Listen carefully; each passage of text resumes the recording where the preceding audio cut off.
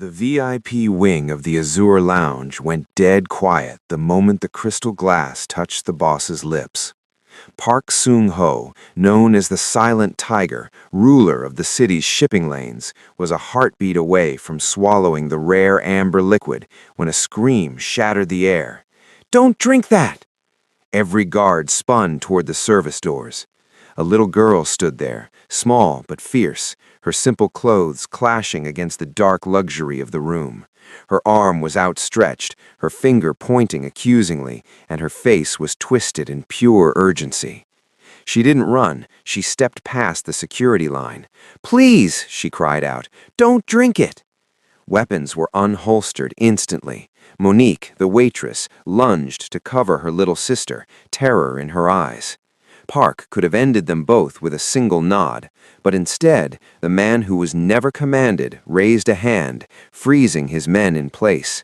"Why?" he asked, his voice low but cutting through the silence. "How do you know what is in my glass?" Zora's voice trembled, but she didn't back down. "Because I saw the man who put the powder in." The room went ice cold. Then she said something that made the Korean Mafia boss's blood freeze. He had a burn scar on his neck, and he said the tiger sleeps tonight.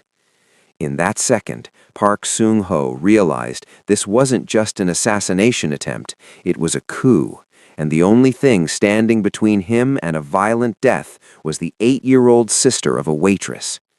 Welcome back to the gallery. Stay with me till the end, because what Park discovers next doesn't just expose a traitor in his inner circle, it forces a cold-hearted ruler to become a protector and threatens to burn the entire underworld to the ground. Show some love by hitting like and subscribe. Comment where you're watching from, and you're absolutely amazing. Let's get into the story. The Azure Lounge wasn't just a high-end bar, it was a stronghold.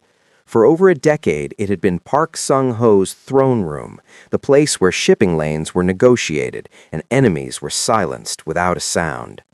The VIP wing was soundproofed, the entrances were scanned, and every bottle was inspected with military precision.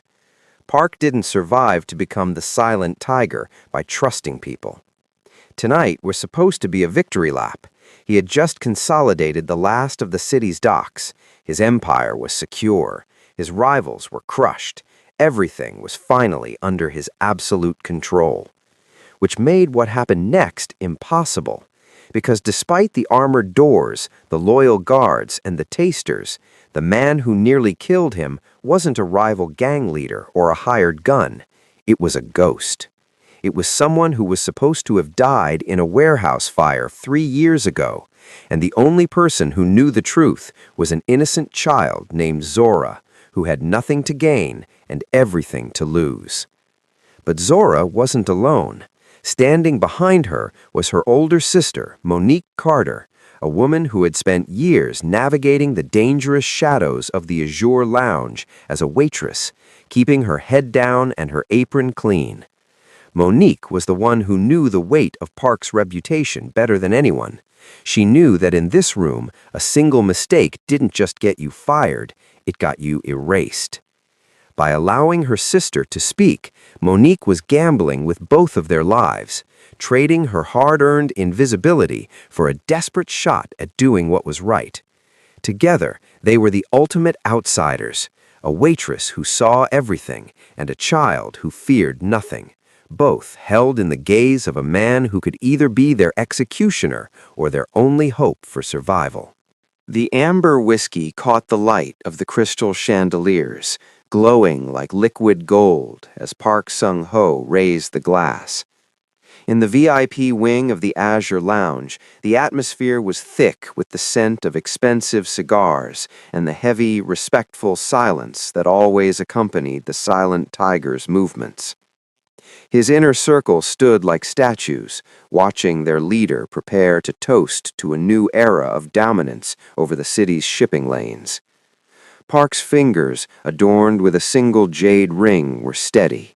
He was a man who had mastered the art of the calm breath, a man who believed that every threat had been neutralized. The glass was inches from his lips, the sharp, peaty aroma already filling his senses, when the heavy oak service doors didn't just open, they slammed against the marble walls. "Don't drink that!" The scream was high-pitched, jagged with a terror so raw it seemed to vibrate the very glassware on the tables. Park froze. The rim of the glass was pressing against his lower lip, the cool moisture of the condensation stinging his skin. He didn't move a muscle, his sharp eyes darting toward the source of the disruption. Standing there, framed by the shadows of the service hallway, was Zora Carter. She was small, her simple cotton dress out of place against the velvet and gold of the lounge, and her chest heaved with desperate gasps for air. Her arm was locked straight, trembling as she pointed a finger directly at the amber liquid in Park's hand. Behind her, the silhouette of her sister Monique appeared, her face a mask of sudden, paralyzing horror. The elite security detail reacted with the cold efficiency of a triggered trap. 3 suppressed pistols were leveled at the child's chest before she could take another breath. The click-clack of safeties being disengaged echoed through the room like a death knell. But Park Sang-ho didn't give the order to fire. He remained perfectly still, his gaze locked onto the little girl's wide, watering eyes. He saw no malice there, no calculated play from a rival family, only the pure, unadulterated fear of a child who had seen a monster in the dark. Slowly, with a hand that remained eerily still, Park lowered the glass. He didn't set it down. He held it at chest level, staring into the swirling amber depths as if he could finally see the invisible death hiding within. The room remained held in a suffocating tension, the air itself feeling like it might catch fire, as the most dangerous man in the city prepared to speak to the girl who had just dared to command him. The heavy silence of the lounge was replaced by the frantic, uneven breathing of a child. Park Sang-ho remained as still as a statue, the glass of poisoned whiskey held halfway between the table and his mouth. His lead enforcer, a man whose face was a map of scars, known only as Sang-woo, didn't wait for a command. With a fluid, practiced motion, he drew his weapon, the barrel of the black semi-automatic leveled directly at Zora's forehead. "Back away from the boss," Sang-woo growled, his voice a low vibration that promised sudden violence. Monique, who had been frozen in the corner with a serving tray, finally found her voice. It came out as a strangled sob. She dropped the tray, the clatter of silver against marble sounding like a gunshot, and scrambled across the floor. She threw herself over Zora, wrapping her body around the small girl to act as a human shield. "Please, don't shoot. She's just a child," Monique wailed, her eyes squeezed shut as she waited for the impact. "She doesn't know what she's doing. Please, Mr. Park, have mercy." The other guards closed in, a wall of dark suits and cold steel forming a semicircle around the sisters. The air in the VIP wing was suffocating, thick with the metallic scent of drawn weapons and the primal smell of fear. To any outsider, it looked like the end of 2 lives. But Park Sang-ho was looking at something the others had missed. He wasn't looking at the chaos or the weapons. He was looking into Zora's eyes, which were visible over Monique's shoulder. They weren't the eyes of an assassin. They weren't even the eyes of a victim pleading for her own life. They were wide, shimmering with a desperate, frantic concern, not for herself, but for him. She was watching the glass in his hand with the intensity of someone watching a ticking bomb. "Lower your steel," commanded Park. His voice wasn't loud, but it carried the weight of an iron sliding shut. Sang-woo hesitated for a fraction of a second, his fingers still tense on the trigger. "I said, lower them," Park repeated, his tone sharpening. One by one, the muzzles pointed toward the floor.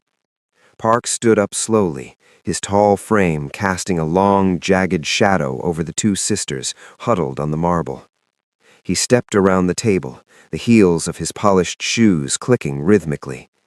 He stopped just inches from Zora, looking down at the small, trembling girl who had just risked everything to stop him from taking a single sip. He didn't see an intruder. He saw a girl who was terrified that the man standing over her was about to die. Park Sung-ho stood over the huddled sisters, his shadow a long, dark streak across the polished marble. The air in the VIP wing remained heavy, the silence broken only by Monique's soft, muffled sobs as she clung to Zora. Park reached out, his movements slow and deliberate, and placed the crystal glass on the edge of the mahogany table. He didn't look at his men. His focus remained entirely on the small girl shivering beneath her sister's protective embrace. "Explain," Park said. The word was a low vibration, devoid of anger, but saturated with an authority that demanded absolute truth. Zora looked up, her small face pale and wet with tears. She swallowed hard, her voice coming out in a thin, fragile reed. I was waiting for Monique in the back hallway," she whispered, her eyes darting toward the service doors. "The kitchen staff let me sit on the crate near the pantry. I saw a man. He didn't look like the others. He had a maintenance jacket on, but he wasn't fixing anything." She paused, her breath hitching. "He took a bottle from the special velvet box, the one with your name on the gold plate. He opened it and poured a tiny vial of silver powder inside. He shook it once, then put it back and wiped the glass with a silk cloth. He looked right at the camera and smiled." "This is a fantasy," Sang-woo hissed, stepping forward with his hand still resting on the grip of his holstered weapon. "Boss, the kitchen is a fortress. No one enters without a biometric scan. This girl is a distraction, a plant by the triads to make us paranoid. We should remove them and finish the toast." Park ignored his lieutenant. He picked up the glass again, bringing it slowly toward his face. He didn't drink. Instead, he swirled the amber liquid, watching how it coated the sides of the crystal. To any untrained eye, it was perfect. He leaned in, inhaling deeply. It was odorless, carrying only the familiar smoky notes of the rare malt. But then, he tilted the glass toward the light of the chandelier. His eyes narrowed. In the very heart of the amber depths, there was a faint, almost imperceptible swirl of iridescent violet, a shimmer that shouldn't have been there. It looked like oil on water, a beautiful, deadly blemish in the gold. The color was off by a fraction of a shade, a detail only a man who had survived a dozen poisonings would notice. Park's jaw tightened, a muscle leaping in his cheek. He looked at the bottle on the tray, the one Zora had described. The seal was perfect, yet the truth was shimmering in his hand. He realized then that Zora wasn't just a witness, she was a miracle he hadn't asked for. He turned his gaze back to the service door, his voice turning to ice. "The girl is not lying," Park said, his voice sending a chill through every man in the room. "But the cameras are." Park Sung-ho set the glass down with a clinical precision that was more terrifying than a shout. The faint violet shimmer in the whiskey seemed to pulse under the light, a silent testament to the girl's honesty. He turned his attention back to Zora, who was still huddled on the floor, her small frame vibrating against Monique's protective embrace.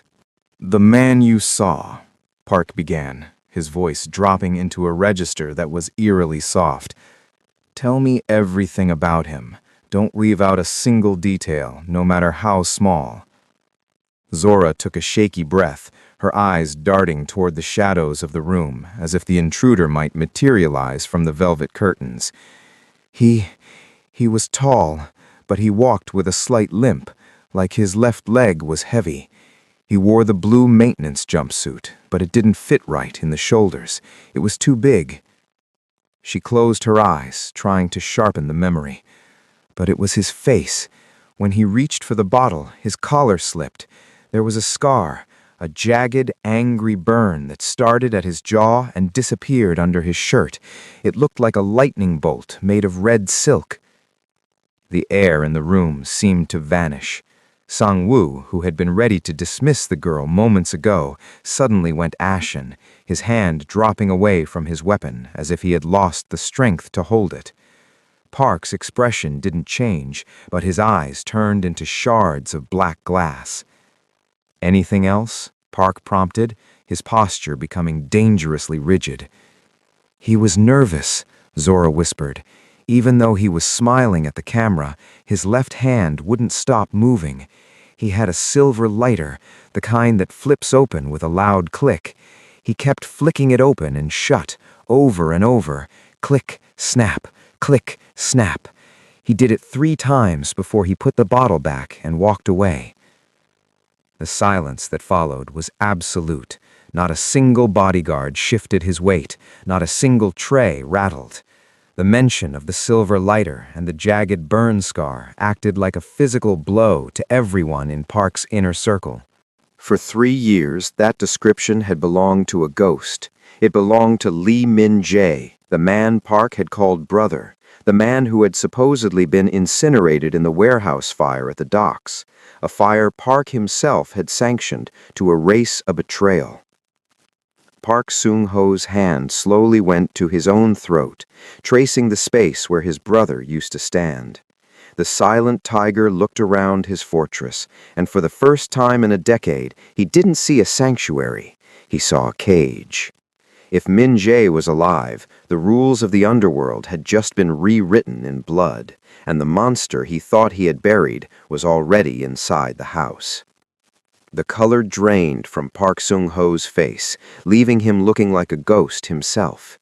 He stood motionless, his jade ring catching the dim light as his mind raced back 3 years to a night dominated by the roar of flames and the scent of burning diesel. "Min-jae," he whispered, the name tasting like ash. Around him, the air in the VIP wing seemed to solidify. His men exchanged glances of pure dread. They all remembered the warehouse fire at the Incheon docks, a night of cleansing where Park had personally overseen the destruction of a faction that had grown too ambitious. Lee Min-jae, Park's adoptive brother and most trusted enforcer, had been trapped in the heart of that inferno. Park had watched the building collapse into a skeletal ruin of molten steel, certain that no soul could have survived the heat. It had been a necessary cruelty, a mess that needed to be erased to ensure Park's absolute rise to power. But the description Zora provided, the jagged lightning bolt of a scar on the neck, the specific silver lighter, was undeniable. Min-jae hadn't died. He had merely been forged in the fire Park created, transformed into a vengeful phantom who had spent 3 years lurking in the shadows of the city he once helped rule. The realization hit Park with the force of a physical blow. He hadn't just failed to kill his rival, he had created his own perfect executioner. Min-jae knew every secret, every security blind spot, and every person Park loved, or pretended to. The silent tiger felt a rare, cold shiver of vulnerability. If Min-jae was here, inside the Azure Lounge, it meant the fortress was already breached. He looked at the whiskey glass again. The subtle violet shimmer was no longer just a sign of poison, it was a signature. Min-jae was sending a message. He wasn't just coming for Park's life, he was coming for his legacy, starting with the very drink meant to celebrate his greatest victory. Park turned to Sang-woo, his voice a low, dangerous rasp. "Check the perimeter, every floor, every closet. If he's alive, he's not alone. And find out who told him I was drinking the 25-year-old malt tonight." The ghost of his brother was no longer a memory. He was a hunter. And for the first time in his life, Park Seung-ho felt like prey. The cold weight of the realization settled in Park's chest like lead. He didn't just have a ghost at his gates, he had a traitor at his table. Slowly, Park turned his gaze away from the shimmering glass and toward the line of men standing in the shadows of the lounge. His eyes, usually sharp and calculating, were now predatory. He scanned their faces, men he had bled with, men he had enriched, men who owed their very lives to his shadow. If Min Jae, a man with a face marked by fire, had managed to walk into the heart of the Azure Lounge's kitchen, he hadn't done it by luck. He had been guided. "Sangwoo," Park said, his voice a jagged whisper that cut through the tension. "Who cleared the kitchen staff for tonight's shift?" Sangwoo straightened, his brow furrowed as he checked a digital tablet pulled from his inner pocket. "Everything was protocol, boss. The rosters were finalized this morning by the floor manager, Kim Dae-yoon." Park's eyes narrowed. "And where is Dae-yoon now? He is usually the first to pour the celebratory round." A heavy, suffocating silence followed. Sangwoo looked around the room, his expression shifting from confusion to a dawning, frantic alarm. He spoke into his earpiece, his voice tight. "Security, locate Manager Kim. Status report, now." There was no answer. Only the hollow hiss of static filled the line. Monique, still clutching Zora on the floor, let out a small, trembling breath. He was the one who told me to bring the special bottle," she whispered, her voice cracking. "He told me to make sure I served it only to you, Mr. Park. He said it was your favorite, and that I shouldn't let anyone else touch the glass." Park's jaw tightened until the bone threatened to snap. It was a perfect trap. Dae-hyun, a man who had served Park for 7 years, had handpicked the waitress with the most to lose, knowing her desperation would make her a reliable, if unwitting, delivery system for the poison. The betrayal wasn't coming from across the city or from a rival port. It was vibrating through the very floorboards beneath his feet. The shift manager wasn't just missing. He was the key that had unlocked the fortress for a dead man. "The cameras," Park commanded, his voice turning into a growl. "Dae-hyun didn't just walk out. He's either running or he's waiting to finish what the poison started. Seal every exit. No one leaves this building. Not the guests, not the staff, and especially the men I pay to protect me." He looked at the service doors Zora had run through. The lounge, once his sanctuary, now felt like a tomb. The enemy wasn't just at the gates. The enemy was the gatekeeper. In the middle of the mounting chaos, as his men barked orders into radios and shadows stretched across the marble floor like grasping fingers, Park Seong-ho did something that stunned his entire inner circle. He knelt. Ignoring the potential of a sniper's bullet or the presence of a traitor in the room, he brought himself down to Zora's level. He was no longer the silent tiger looking down from a throne. He was a man searching for a truth that couldn't be found in a ledger or a lie detector. He looked at the girl, her small frame still trembling under Monique's protective arm, and felt a strange, uncomfortable hitch in his chest. "Zora," he said, his voice stripped of its usual icy edge. "Look at me." The girl lifted her head, her dark eyes swimming with tears. "You know who I am," Park continued softly. "You know that people are afraid to even speak my name in this city. You saw the guns. You saw the danger. Why did you run in here? Why did you save a man like me?" Monique held her breath, her knuckles white as she squeezed her sister's shoulder. The guard stood frozen, watching the most powerful man in the criminal underworld wait for an answer from a child who owned nothing.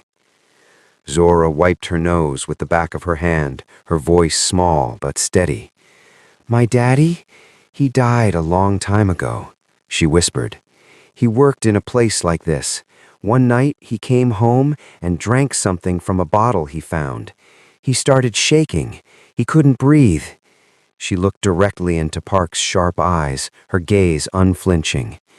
"He looked so scared, Mr. Park.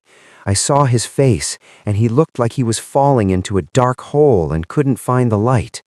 When I saw that man in the kitchen with your bottle, I saw that same look coming for you. I didn't want you to look scared like my daddy. No one should have to look that scared." The words hit Park with more force than any physical blow Lee Min-jae had ever landed. For years, Park had prided himself on his isolation, believing that being feared was the only way to be safe. He had built a fortress of steel and silence, convinced that he was untouchable. But in the simple, devastating logic of a child's trauma, he saw the truth. He was just a man who had forgotten what it felt like to be seen as human. Zora wasn't protecting a boss or a kingdom. She was protecting a soul she didn't even know he had. The emotional armor Park had worn for decades didn't just crack, it shattered. For the first time in 30 years, the silent tiger didn't feel powerful. He felt responsible. He reached out, his hand hovering for a second before gently resting on Zora's head. "You did well, Zora," he murmured, his voice thick with a sudden, unfamiliar warmth. "I promise you, no one is going to be scared tonight. Not anymore." The warmth of the moment was severed by a sudden, sharp intake of breath as Zora's eyes widened, her memory jolting back to the hallway. She grabbed the sleeve of Park's tailored jacket, her small fingers bunching the expensive wool. "He was talking to someone on a headset. He didn't know I was there. He laughed, Mr. Park. He said the poison was just the appetizer. He said the tiger falls at midnight and the city wakes up under a new moon." The air in the VIP wing seemed to plummet in temperature.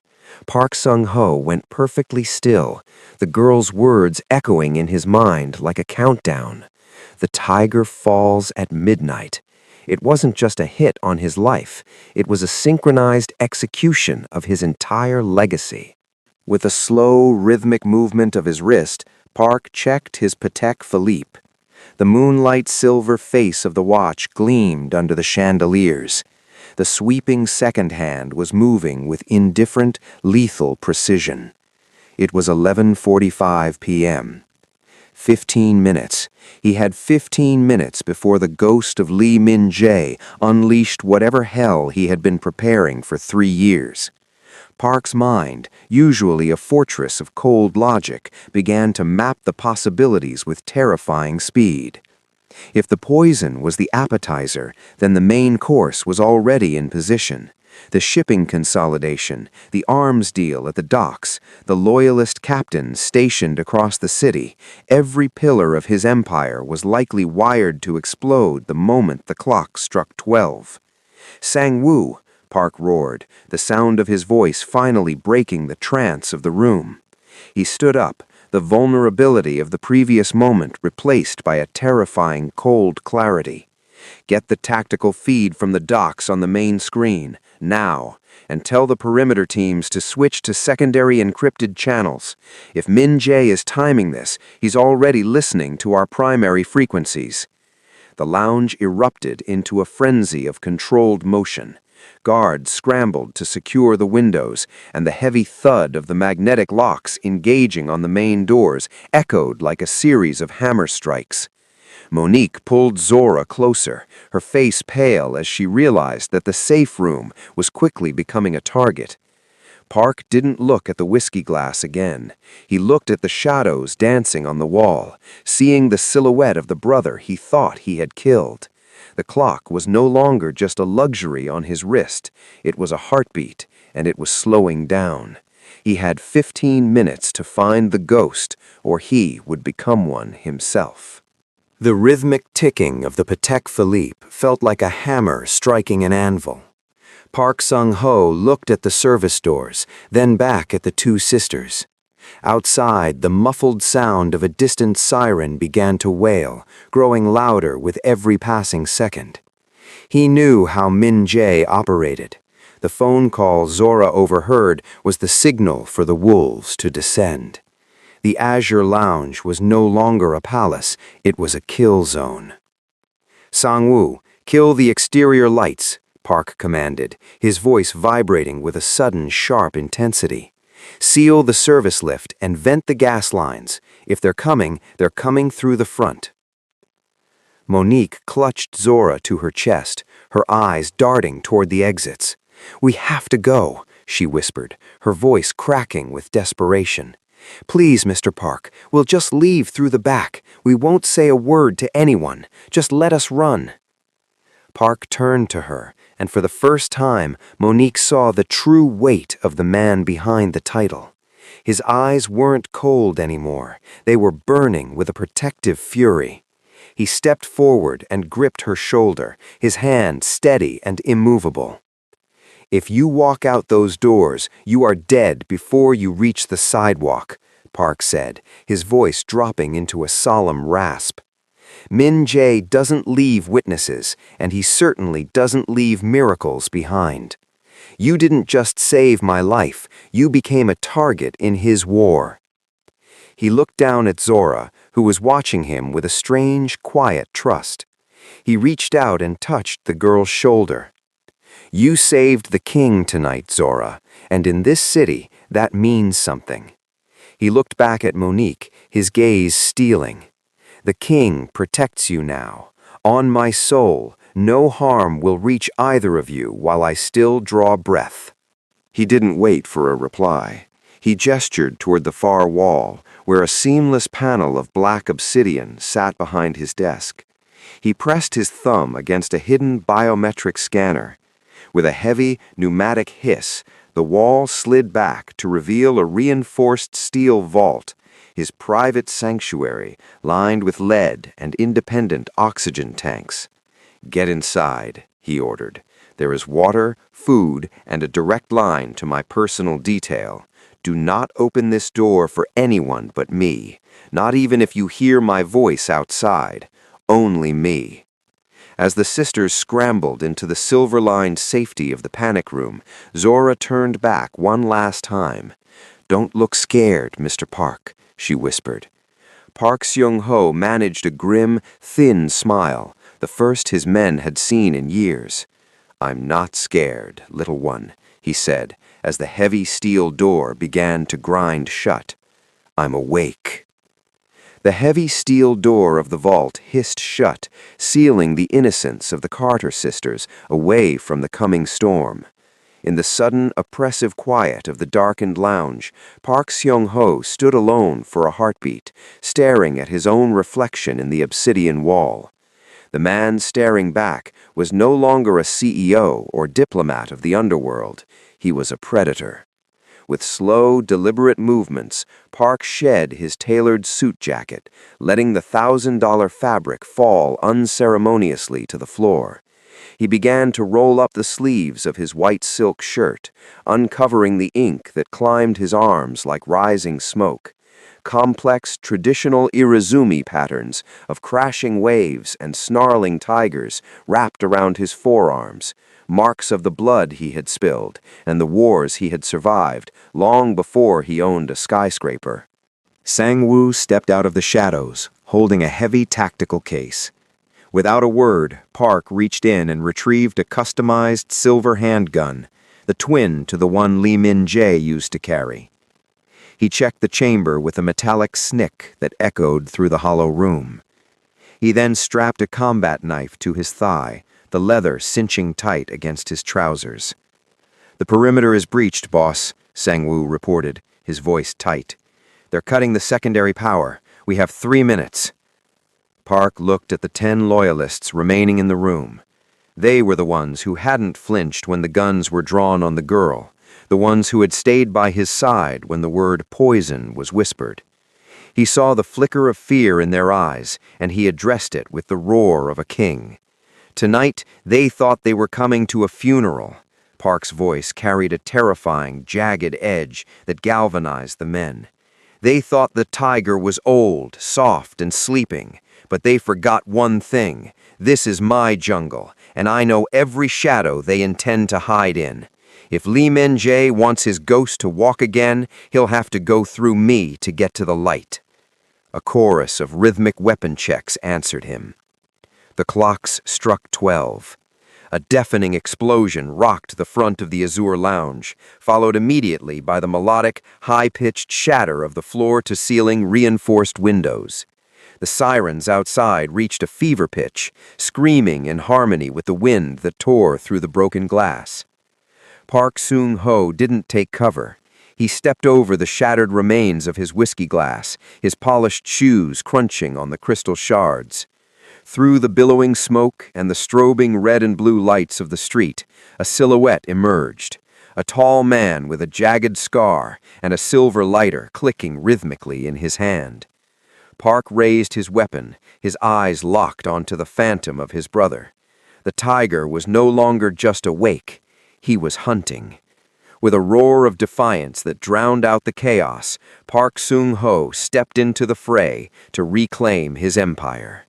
The smoke from the breach curled around the velvet curtains like a living thing. Through the haze, Lee Min-jae stepped into the light of the flickering chandeliers. The burn scar on his neck looked like a jagged brand in the strobing red of the police sirens outside.